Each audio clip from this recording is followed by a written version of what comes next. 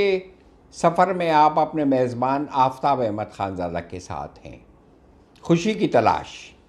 آپ مسائل کا کب شکار ہوتے ہیں؟ جب آپ اپنے آپ کو دوسروں سے افضل اور الگ سمجھنے کی غلطی کرنے کا آغاز کر دیتے ہیں، جب آپ دوسروں کو کمتر سمجھنا شروع کر دیتے ہیں۔ جیسے ہی آپ کے اندر اس عمل کا آغاز ہوتا ہے، ویسے ہی آپ کے اندر چھپے مسائل کے جراثیم ایکٹیو ہونا شروع ہو جاتے ہیں، اور کچھ ہی عرصے بعد مسائل آپ کو دبوچ لیتے ہیں۔ پھر ان سے نجات حاصل کرنا اسی طرح سے ہے جس طرح سے کسی دیو سے نجات حاصل کرنا ہے۔ پھر آپ قابل رحم حالت کا شکار ہو جاتے ہیں۔ قبل از مسیح میں بعض معاشروں میں حکمرانوں کو عاجزی سکھانے کے لیے مختلف طریقے استعمال کیے جاتے تھے۔ سمیری بادشاہوں کے منہ پر بڑا کاہن سال میں ایک دفعہ تھپڑ لگاتا تھا۔ جب روسی فاتحین بازاروں سے گزرتے تو ان کے ساتھ ایک غلام ہوتا تھا جو گائے بگائے ان کے کان میں سرگوشی کرتا رہتا تھا، یاد رکھو تم ایک فانی انسان ہو۔ ہم سب دنیا میں خوش رہنے اور خوش رکھنے کے لیے آئے ہیں۔ آپ اپنے ارد گرد نظریں دوڑائیں تو آپ کو ان گنت ایسے لوگ بآسانی دکھائی دیں گے جو قابل رحم حالت کا شکار ہیں، اور ان کے پاس اس حالت میں رہنے کی کوئی بھی وجہ نہیں ہے۔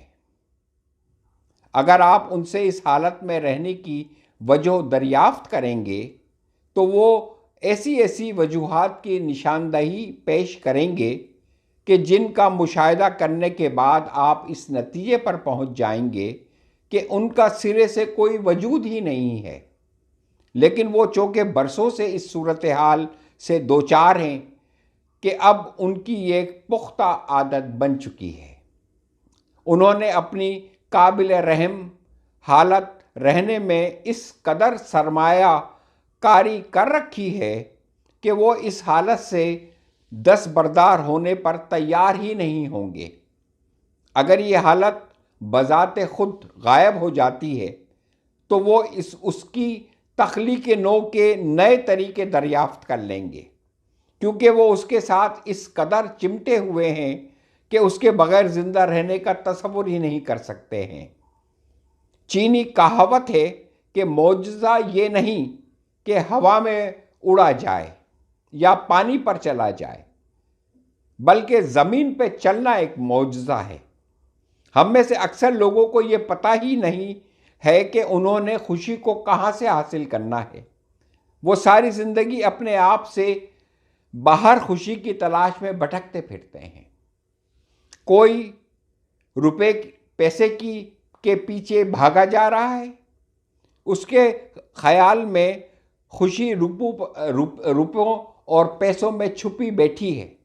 کوئی اختیار کے حصول کے لیے بھاگ دوڑ کر رہا ہے، کوئی رتبے کے لیے مرا جا رہا ہے، کوئی نام عزت شہرت کے پیچھے اپنی جان دے رہا ہے۔ یہ سب خوشی کے سائے کے پیچھے بھاگے جا رہے ہیں، بغیر سوچے سمجھے ایسی لا حاصل چیز کے پیچھے بھاگ رہے ہیں جو کبھی انہیں ملنی ہی نہیں ہے۔ دلائی لاما نے درست کہا تھا کہ خوشی کی جستجو کا اولین مرحلہ سیکھنا ہے۔ یہ کبھی باہر نہیں ملتی، یہ آپ کے اندر چھپی ہوئی ہوتی ہے، بس آپ نے اسے تلاش کرنا ہوتا ہے۔ ایک مقام پر بزرگ رہا کرتے تھے جو ہمیشہ خوش رہتے تھے، ہمیشہ اور ہمیشہ۔ کسی نے کبھی انہیں ناخوش نہیں دیکھا۔